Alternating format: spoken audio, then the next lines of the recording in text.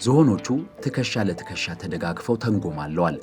በቤጂንግ ጎዳናዎች፣ በቻይና ስመጥር ቦታዎች ሁሉ ፕሬዝዳንት ሺ ጂንፒንግ እና የአሜሪካው ዶናልድ ትራምፕ እየተንጎማለሉ እየተሳሳቁ እየታዩ ነው። አሜሪካና ቻይና ሁለቱ ልዕለ ሀያል ሀገራት ምን ስምምነት ላይ ደረሱ? በጣም ውጥረት የተሞላበት የተባለውና በጣም ዓለም በትኩረት ሲጠብቀው የነበረው የሁለቱ መሪዎች ስብሰባና የሁለቱ መሪዎች የሁለት ቀናት ግንኙነት አሜሪካንና ቻይናን ምን ሰጣቸው? ለዓለም ምን ያተርፋል? ኢራንና ታይዋንስ ምን ያገኛሉ? በስጋት እየተመለከቱት ነው ይህን ጉዳይ ሁለቱ ሀገራት። ከመጋረጃው ጀርባ ገልጠን ፕሬዝዳንት ዶናልድ ትራምፕና ሺ ጂንፒንግ ያደረጓቸውን የደረሷቸውን ስምምነቶች እናያቸዋለን። የቅዳሜ ገበያ የዩቲዩብ ቻናል ሰብስክራይብ ያድርጉ። ትኩስ ትንታኔዎች እንዲደርሳችሁ የደወል ምልክቱን ይጫኑ።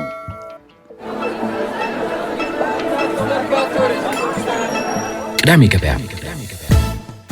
አሜሪካ 29 ትሪሊዮን ዶላር፣ ቻይና ደግሞ 18 ትሪሊዮን ዶላር ጥቅል የሀገር ውስጥ ምርት ይዘው የዓለምን ኢኮኖሚ በአንደኛና በሁለተኝነት ይመራሉ።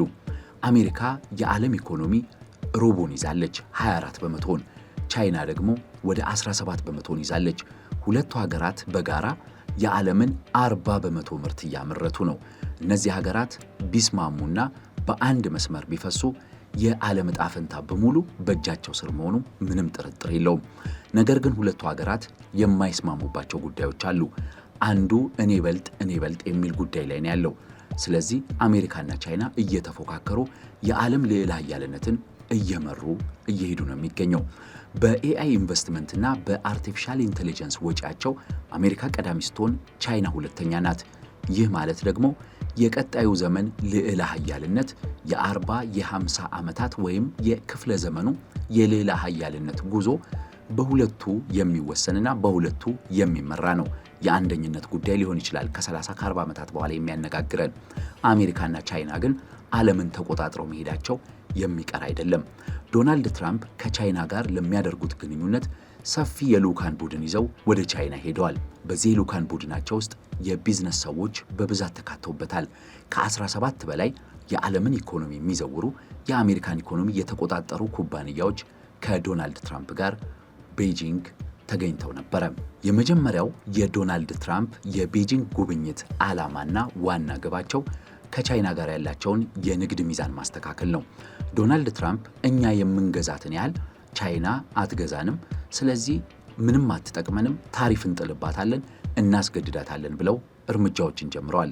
60 በመቶ ታሪፍ ለመጣል ጫፍ ደርሰው ነው ወደ ቤጂንግ ያቀኑት። ይህንን ለማሻሻል ቻይና ምን ትገዛናለች ብለው ሲያስቡ 3 ነገሮችን አስቀምጠዋል። አንደኛው የግብርና ምርቶችን አኩሪ አተርን የተመለከተው ነው። ቻይና ዋና ገዢ ናት። አሜሪካ ደግሞ በጣም ግዙፍ ሻጭ ናት። በቢሊዮን ዶላሮች እንድትገዛ ትፈልጋለች። ሁለተኛው አሜሪካ በጣም ስመጥር የሆነችበት የስጋ ምርት ነው። የቻይና ማህበረሰብ ከኢኮኖሚ እድገቱ ጋር ተያይዞ የስጋ ምርት ፍላጎቱ በጣም ከፍተኛ ነው።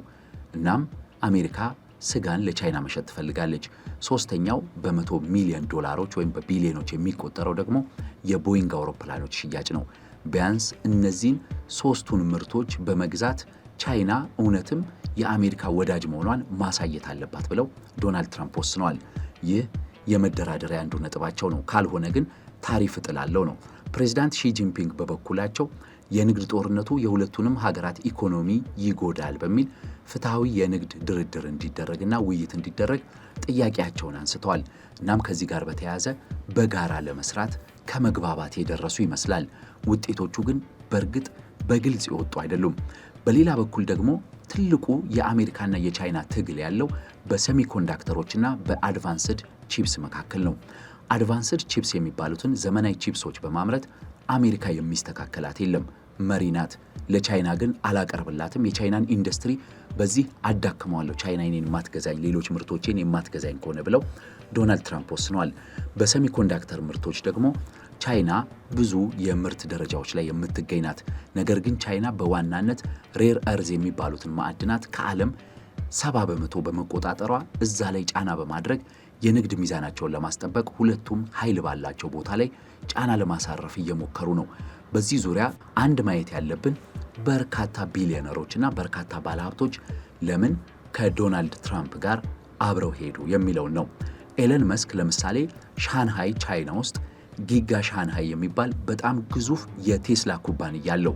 እናም ተጨማሪ ኢንቨስትመንት ለማድረግና የኤሌክትሪክ መኪናዎችን ለመገጣጠም በቻይና ፍላጎት አለው። ኤለን መስክ የዓለም ቁጥር 1 ባለሀብት እንደዚሁም ደግሞ በቻይና ሰፊ ኢንቨስትመንት ያለው በመሆኑ ዶናልድ ትራምፕ እና ሺ ጂንፒንግ ለሚያደርጓቸው አሜሪካና ቻይና ለሚፈጽሟቸው የንግድ ስምምነቶች እንደ ድልድይ ሆኖ ያገለግላል። ከቀጥተኛ የኢኮኖሚና የፖለቲካ ተደራዳሪዎች ይልቅ እንደነ ኤለን መስክ ያሉትና እንደነ ቲም ኩክ ያሉት የአፕል ኩባንያ ባለቤቶች በዚህ ልዑክ መኖራቸው ቻይናና አሜሪካን ለማቀራረብ ስምምነቶችን ለመፈጸም የተሻለ እድል ይፈጥራሉ የሚል እምነት በብዙዎች መልኩ አለ። ኒቪዲያ የሚባለው ኩባንያም በጣም ወሳኝ ነው። ባለቀ ሰዓት የዶናልድ ትራምፕን አውሮፕላን የተሳፈሩት የኒቪዲያ መሪዎች በአርቲፊሻል ኢንቴሊጀንስ መሪ የሆነ ኩባንያ ባለቤት ስለሆኑና የትሪሊየን ዶላሮች ባለቤት ስለሆኑ ከቻይና ጋር ኢንቨስት በማድረግ አብሮ ለመስራት በጎ ምልክት ለማሳየት ሄደዋል። እናም ዶናልድ ትራምፕ ግዙፍ የቢዝነስ ተቋሞቻቸውን ይዘው የሄዱት ከቻይና ጋር ለመስራት ዝግጁ ነን፣ ፍላጎት አለን፣ ነገር ግን ቻይና ይህንን ማስተካከል አለባት የሚል አቋም እንዳላቸው ይጠበቃል። ሌላኛው ስለ ዶናልድ ትራምፕ እና ስለ ሺ ጂንፒንግ ውይይት ማንሳት ካለብን የጂኦፖለቲካል ጦርነቱን ነው። ኢራንና ታይዋንን። ቻይና ታይዋንን እንደ ግዛቷ አካል ነው የምትቆጥራት። አሜሪካ ደግሞ የታይዋን ራስን በራስ የማስተዳደር መብትን አክባሪና የወታደራዊ ከለላ በመስጠትም ጠባቂ ናት። ሺ ጂንፒንግ በተለይ ወደ ስልጣን ከመጡ በኋላ የታይዋን ጉዳይ የቻይና ቀይ መስመር ነው ብለው አስቀምጠዋል። እንዲያውም በ2027 ታይዋን እንጠቀልላለን የሚል ሀሳብ ነበራቸው። ያ ይሳካል የሚል እምነት የለኝም። ነገር ግን ሺ ጂንፒንግ አሜሪካ ከታይዋን ጋር ያላትን ግንኙነት እንድታላላ በከፍተኛ ደረጃ ይፈልጋሉ። በሌላ በኩል የኢራን ጉዳይ አለ። ቻይና በርካሽ ነዳጅ ስትገዛበት የነበረው ኢራንና እንደዚሁም ደግሞ በመካከለኛው ምስራቅ ከአሜሪካ ያፈነገጠ እንደ ቻይና ላለው ሀገሮች ወዳጅ ሊሆን የሚችል የኢራን መንግስት አለ። ይህንን መንግስት መደገፍና መጠበቅ የቻይና ዓላማ ተደርጎ ለረጅም ዓመታት ሲታይ ቆይቷል። ሺ ጂንፒንግ ለዶናልድ ትራምፕ ሀገራቸው ለኢራን የጦር መሳሪያ ድጋፍ እንደማታደርግ ቃል መግባታቸው ተሰምቷል። ከዛም በተጨማሪ የሆርሙዝ ሰርጥ እንዲከፈት ፍላጎታቸው መሆኑን ቻይናውያኑም ለፕሬዝዳንት ዶናልድ ትራምፕ አረጋግጠውላቸዋል። አንድ ለየት ያለ ክንውን በዚህ ጉብኝት ተከናውኗል።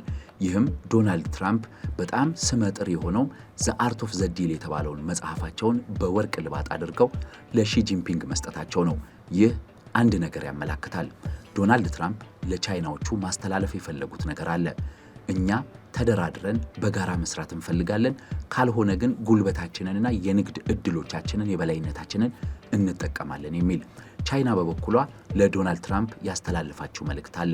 በጉብኝቱ ሀያልነቷን የሚያሳውዩ ክንውኖችን በማከናወን ቻይና አሁንም እጅግ በጣም ወሳኝና አሜሪካ ያለ ቻይና የትም ልትደርስ አትችልም፣ ከዚህ በኋላ ያላት እድገትም ይገታል የሚለውን ለማሳየት ሞክረዋል። ሁለቱ ዝሆኖች እርስ በእርስ ትከሻ ለትከሻ ቢለካኩም ትብብር ግን የግድ እንደሆነባቸው ሁለቱም ያምኑታል።